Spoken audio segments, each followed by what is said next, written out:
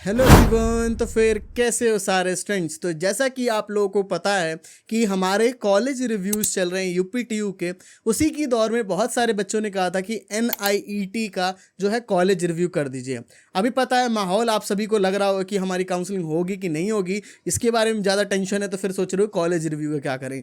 देखो यार, आपको मैं बता देता हूँ लगभग 100% है कि आपकी काउंसलिंग होने ही वाली है। ठीक है, कुछ कुछ कॉलेजेस है जो कि अलग हो रहे हैं, वो अपनी काउंसलिंग खुद से करा रहे हैं, तो इस चैनल पे वो भी चीज़ें आ रही हैं। जैसा कि लखनऊ यूनिवर्सिटी का है, वो वीडियो हमारी डल चुकी है, आप लोग देख सकते हो लखनऊ यूनिवर्सिटी वाला कि वो खुद से अपनी काउंसलिंग करा रहा है। जैसे कि MMUT, HBTU ये सब अलग हो गए, तो वैसे अब लखनऊ यूनिवर्सिटी भी अलग हो गया है। ठीक है, तो देखो वो अलग हो रहा है, उससे हमें कोई मतलब नहीं। अब जाकर के एनआईटी का पूरा कंप्लीट कॉलेज रिव्यू होने वाला है। इस कॉलेज रिव्यू के अंदर हम इस कॉलेज का प्लेसमेंट्स देखेंगे, कितनी फीस लग जाएगी वो देखेंगे, क्या स्पोर्ट्स की फैसिलिटीज़ हैं वो देखने वाले हैं, हॉस्टल्स कैसे हैं वो देखने वाले हैं, इंफ्रास्ट्रक्चर कैसा है, फेस्ट होते हैं कि नहीं होते हैं, लास्ट में प्रोज एंड कॉन्स जो है इस कॉलेज के बारे में सब कुछ डिटेल में बात करने वाले हैं। इसलिए इस वीडियो को ध्यान से देखना है जिससे कि आपके सारे डाउट्स क्लियर हो जाए। तो अब ज़्यादा बात नहीं करते हैं, तो फिर चलो यार। चलो भाई, देखो अब मैं क्या करता हूँ। देखो एनआईटी जो है हमारा एस्टेब्लिश हुआ था 2001 में। ये भी 14 एकर्स का होने वाला है, बड़ा कैंपस नहीं है, छोटा सा कैंपस है। ठीक है, प्राइवेट कॉलेज है। इसका पूरा नाम Noida institute of engineering and technology, जो कि ग्रेटर नोएडा में हमारा पढ़ने वाला है। कैंपस देख सकते हो, अब इनका एक नया कैंपस भी बन गया है जो कि और अच्छा कैंपस दिखने वाला है। ठीक है, रैंकिंग की बात कर लेते हैं तो 2022 के अंदर इनको जो एनआईआरएफ रैंकिंग मिली थी दैट इज़ 145। तो एनआईआरएफ रैंकिंग के हिसाब से देखोगे तो बहुत सारे कॉलेजों से आगे दिखेगा, बट बस हमें एनआईआरएफ रैंकिंग नहीं देखनी चाहिए क्योंकि वो बहुत सारी चीज़ों को कंसिडर करके एनआईआरएफ रैंकिंग होता है। अगर आप कॉलेज भी जाओगे ना, बहुत सारे डायरेक्ट एडमिशन्स अगर होते हैं यहाँ पे, तो वहाँ पे यही बताते हैं कि देखो हमारी एनआईआरएफ रैंकिंग अच्छी थी ये वो, तो इस वजह से हमारा ज़्यादा अच्छा है। तो आपको बस वो नहीं देखना है। ठीक है, एडमिशन्स की बात करें तो वही जेईई मेंस का आपने एग्जाम दे रखा होगा तो उसके थ्रू, ठीक है, जो भी आपकी रैंकिंग है उससे आप अप्लाई कर सकते हो। यूपीटीयू की काउंसलिंग हमारी होगी। बहुत सारे बच्चों को कन्फ्यूजन होगी कि नहीं होगी, होगी यार, कंफर्म है। ठीक है, विद इन मान लो 8 सितंबर से पहले पहले आपको डेटा मिल जाएगा, हो जाएगा स्टार्ट। ठीक है, एटलीस्ट यहाँ पे भी 45% आपके जनरल ओबीसी ईडब्ल्यूएस वाले बच्चों को 12th में होने चाहिए, और SC ST अगर कैटेगरी आपके पास तो 40% हो जाएगा। ठीक है, ब्रांचेस की बात कर लेते हो तो काफ़ी ज़्यादा ब्रांचेस यहाँ पे CSE ब्रांच हो गया, CSE रीजनल हो गया, यहाँ पे हिंदी जैसी लैंग्वेजेस मान लो आपको उसमें सिखाया जा सकता है। कंप्यूटर साइंस की जो स्पेशलाइजेशन है that is artificial intelligence and machine learning, वो हो गया। कंप्यूटर साइंस की ही स्पेशलाइजेशन है डेटा साइंस के साथ। ठीक है, CSE की स्पेशलाइजेशन जो कि आर्टिफिशियल इंटेलिजेंस के साथ। Computer science and business system हो गया, ये है आपका। CSE हमारा साइबर सिक्योरिटी। तो ये सारी CSE की स्पेशलाइजेशंस हो गई, और साथ ही साथ एक कंप्यूटर साइंस जो ओनली है वो भी है। तो देखो कोई ज़्यादा बड़ा डिफरेंस नहीं होता, सारी कंपनीज के लिए सारे जो ब्रांचेस हैं जो भी CSE के स्पेशलिस्ट सब एलिजिबल होते हैं। IT ब्रांच हो गया, EC ब्रांच हो गया। मेरा सजेशन IT ब्रांच तक है, इसके बाद मत लो। ठीक है, अगर बहुत खुदा ना खास्ता ऐसा कुछ बेकार सिचुएशन है तब EC की तरफ जाओ, वरना फिर वो भी मत जाओ, IT तक ही लो। यहाँ पे VLSI हो गया, ठीक है, मैकेनिकल इंजीनियरिंग हो गया, बायोटेक्नोलॉजी, और साथ ही साथ यहाँ पे डुअल डिग्री भी है। MTech और BTech दोनों करना चाहते हो वो भी कर सकते हो, बट मेरा सजेशन नहीं होगा, MTech मत करो इस ऐसे कॉलेज से। MTech करना है तो किसी अच्छे से करना, IITs NITs से। ठीक है, अब देखो हमारी काउंसलिंग होने वाली है और उसमें हमें ये कॉलेज हो गया और भी बहुत सारे कॉलेजेस हैं, तो हमें कंफ्यूजन आएगी। ऑब्वियस सी बात है कि कौन सा कॉलेज अच्छा है, कौन सी कॉलेज की कौन सी ब्रांच हमें रखनी चाहिए, कैसे क्या प्रायोरिटी, ये सबको कंफ्यूजन होगी। चाहे वो मिडिल क्लास फैमिली से है या बिल्कुल नीचे वाली क्लास फैमिली, किसी भी फैमिली से है, सबको ये चीज़ दिक्कत आने वाली है। और इस दिक्कत को सॉल्व करने के लिए हम लोग यहाँ बैठे हुए हैं। तो बस आपको एक जो है मिनिमल सा अमाउंट होगा, दैट इज 999 रुपीज़ आपको बस पे करने हैं, और उस 999 रुपीज़ से आप लोगों की पूरी काउंसलिंग का जिम्मा हम लोग उठा लेंगे। और इसमें क्या फैसिलिटीज़ देंगे, सबसे पहली चीज़ पर्सनल मेंटर होगा, जिस मेंटर से आपके जो भी डाउट्स है सब कुछ आप लोग पूछ सकते हो। अनलिमिटेड कॉल की फैसिलिटी देते हैं, साथ ही साथ आपको एक व्हाट्सएप ग्रुप भी देते हैं जिसपे हर एक स्टेप का सब कुछ आता रहता है।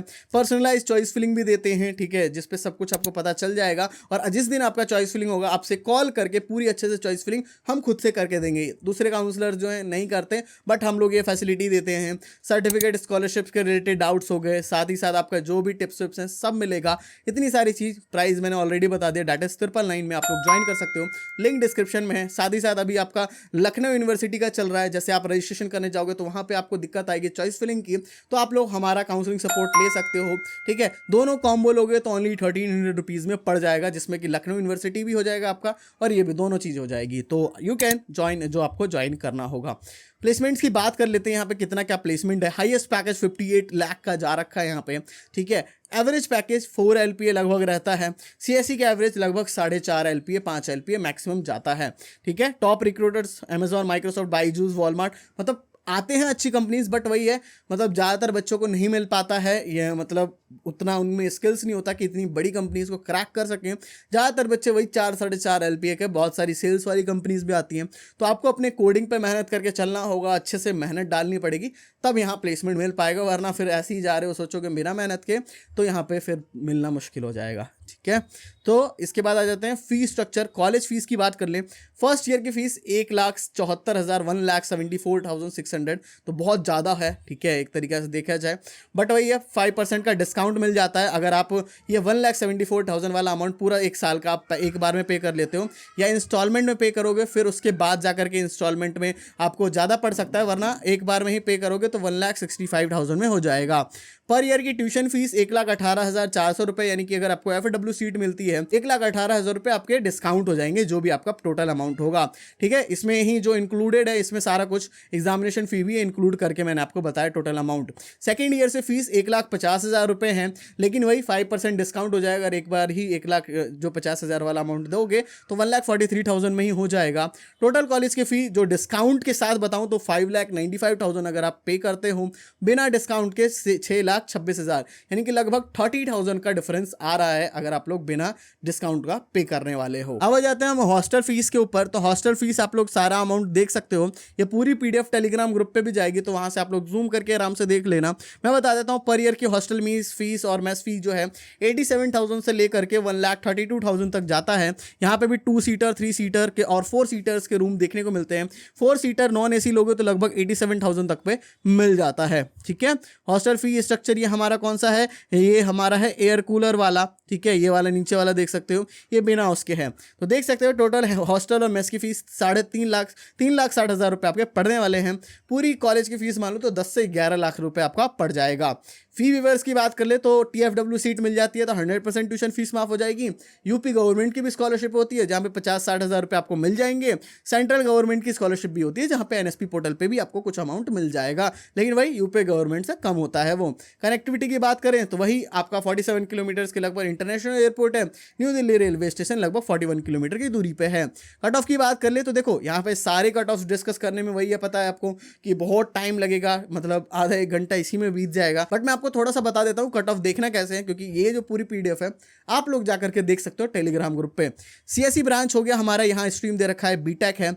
ऑल इंडिया सारे बच्चों का है। ठीक है, ये ऑल इंडिया हमारा कोटा हो गया। कैटेगरी ये ओपन हो गई। सीट हमारा हो गया बोथ मेल एंड फीमेल का, यानी कि आप मेल वाले हो तो ये देखना। और ओपनिंग और क्लोजिंग रैंक है, तो क्लोजिंग रैंक ही सबको देखना है। बीटेक ऑल इंडिया में लगभग 1,69,000 तक पे CSE ब्रांच मिल जाती है। बीटेक होम स्टेट वाले, ये गर्ल वाला है, देख सकते हो आप लोग। अब मैं ओपन कैटेगरी में दिखा देता हूँ, ये रहा बीटेक कंप्यूटर साइंस जो है हमारे इंजीनियरिंग होम स्टेट वाले बच्चों को ओपन कैटेगरी में 2,72,000 तक आराम से मिल जाएगा यहाँ पे। ठीक है, CSE FW ब्रांच अगर ये वाली लेनी है तो यहाँ पे 1,11,000 तक मिल जाता है। EC ब्रांच FW यहाँ पे 2,53,000 तक मिल जाता है। इसके बाद IT ब्रांच की बात करें तो ऑल इंडिया वाले बच्चों को 3,15,000 तक। IT ब्रांच ओपन कैटेगरी में यहाँ पे लगभग 8 लाख रैंक तक। तो जब भैया 8 लाख रैंक तक IT मिल रहा है तो आप लोग दूसरे क्यों लोगे नीचे वाले ब्रांचेस, तो यही लेना। ठीक है, इसके बाद बात कर लेते हैं ओनली कंप्यूटर साइंस जो है ओपन कैटेगरी होम स्टेट से दिखा देता हूँ, 4 लाख रैंक तक। ठीक है, और MTech का यहाँ भी बीच में दे रखा है, MTech इंटीग्रेटेड जो है ऑल इंडिया वाले बच्चों को 6.5 लाख रैंक तक। CSE जो आर्टिफिशियल इंटेलिजेंस वाली जो ब्रांच है हमारी ऑल इंडिया वाले बच्चों को 2,71,000।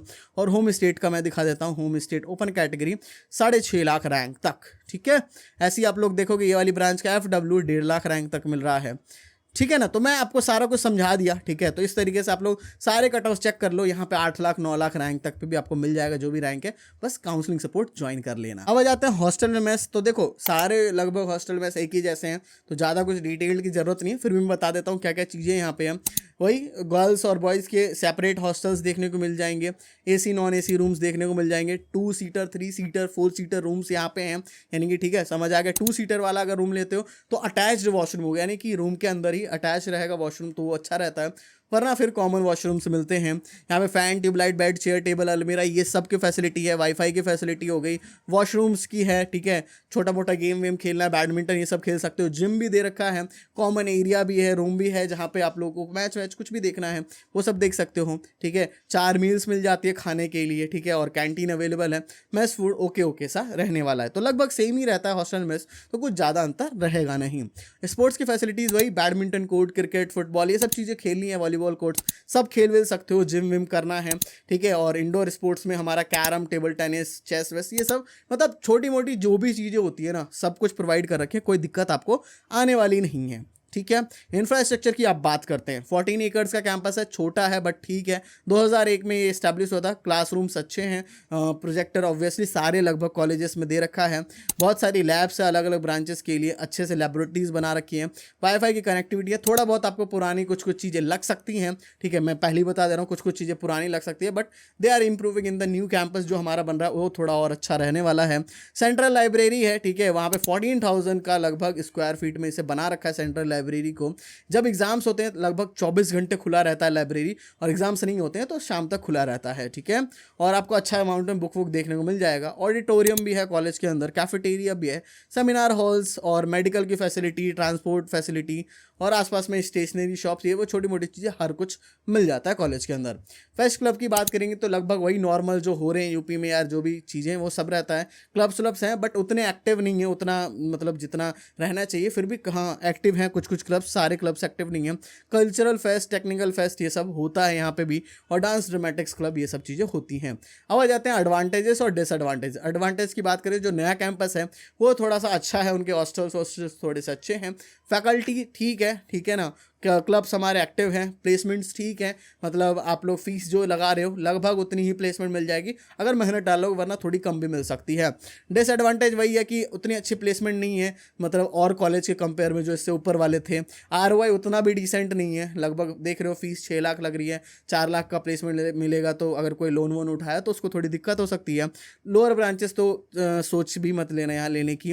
अटेंडेंस क्राइटेरिया इज 75%, ठीक है। तो ये वाली सारी चीज़ मैंने आपको बता दी, कॉलेज के बारे में सब कुछ पता चल गया। अब क्या कर रहे हो, चैनल को सब्सक्राइब करो, ये पूरी PDF जो है जाकर टेलीग्राम ग्रुप पे देखो, रहा काउंसलिंग सपोर्ट ज्वाइन करो, बिकॉज विदाउट काउंसलिंग सपोर्ट जाओगे हो सकता है बेकार कॉलेज की बेकार ब्रांच मिल जाए, लेकिन हमारे साथ हो गारंटीड है अच्छा कॉलेज की अच्छी ब्रांच दिलाएंगे जो भी आपके रैंक है, तो ध्यान से ज्वाइन कर लेना। तो आई होप सो कि आपको सब कुछ समझ आ गया होगा, फिर भी कुछ डाउट्स बच रहे हैं तो कमेंट सेक्शन में पूछ सकते हैं। हाँ, ध्यान से काउंसलिंग सपोर्ट ज्वाइन कर लेना, बिकॉज दैट इज मस्ट। और आप लोग सोच रहे हो कि नहीं होगी काउंसलिंग, तो क्या ऑब्वियसली होने वाली है, परेशान ना होना, ठीक है। ध्यान से ज्वाइन कर लो। सुबह से thank you for watching this video.